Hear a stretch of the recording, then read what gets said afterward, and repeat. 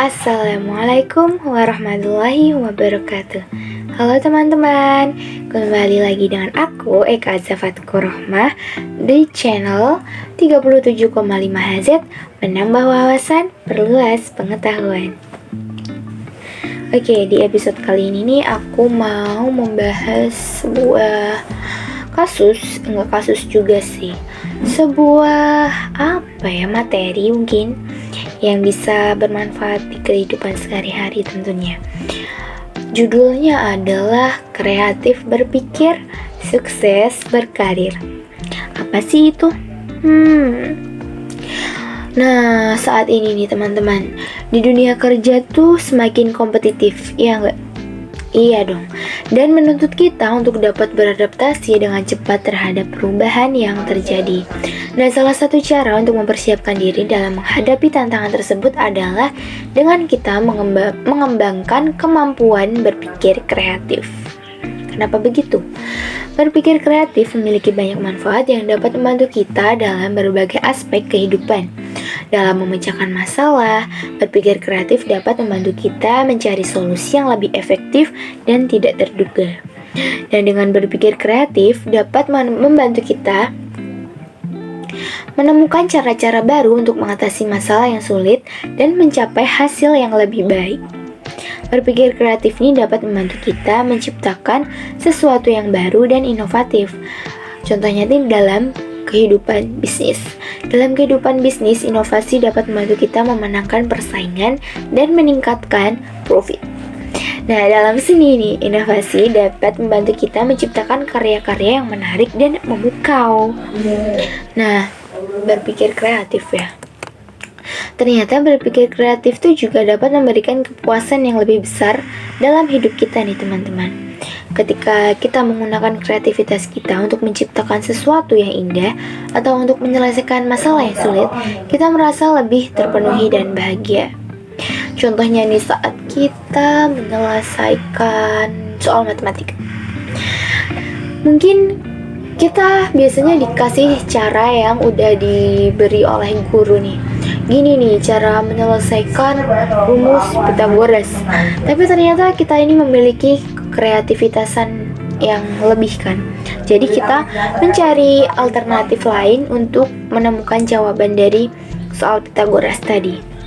Senang gak sih teman-teman kalau misal kita habis menemukan jawaban? Pasti senang kan? Kalau aku pribadi, aku senang. Kayak ngerasa, wih jago nih aku. Dan abis itu kita cari soal lainnya untuk kita kerjain lagi.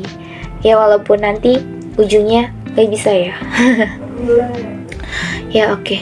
Lalu nih, berpikir kreatif ini dapat membantu kita untuk meningkatkan keterampilan interpersonal kita.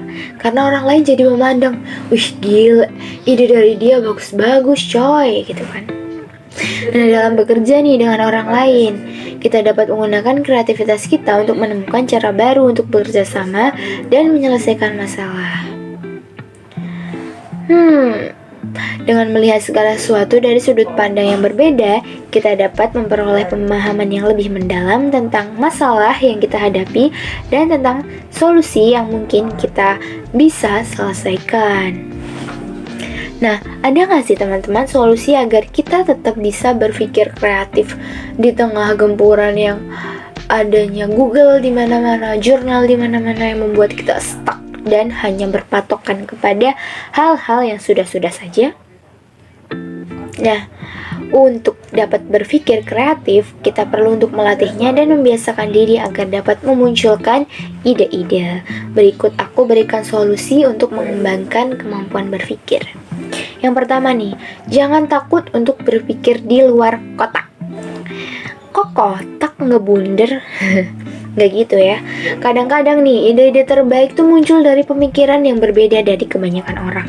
Ya tadi, berpikir kreatif, pemikiran yang unik, pemikiran yang konyol, itu tuh kadang malah hal tersebut itu yang bisa menyelesaikan suatu masalah dengan lebih cepat, lebih efektif.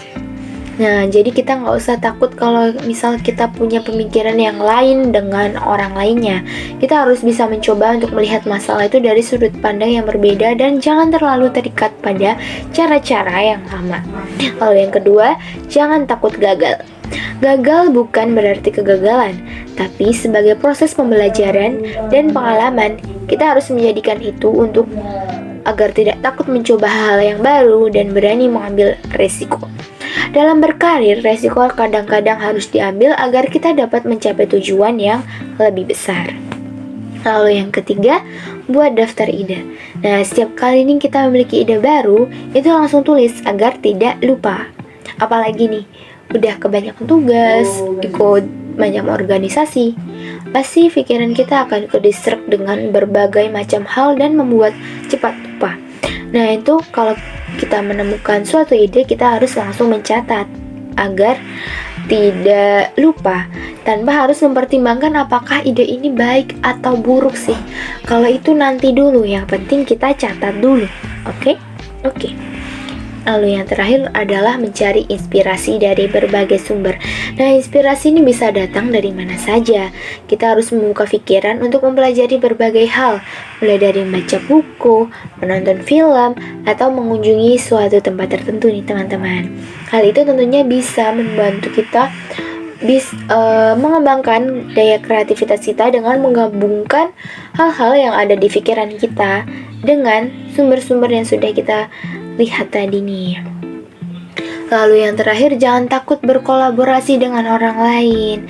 Kadang nih kita dalam bekerja nih takut untuk berbagi ide dengan orang lain dan mencari masukan dari orang lain. Padahal justru ide yang keluar dari kita sendiri ini yang dibutuhin. Nah, jangan takut untuk berkolaborasi dan membantu orang lain dalam menyelesaikan masalah menggunakan objektif kita, menggunakan sudut pandang kita sendiri. Oke, mungkin itu episode hari ini dan cukup itu materi yang aku berikan. Ada salahnya mohon dimaafkan. Sekian, terima kasih. Wassalamualaikum warahmatullahi wabarakatuh. Bye bye.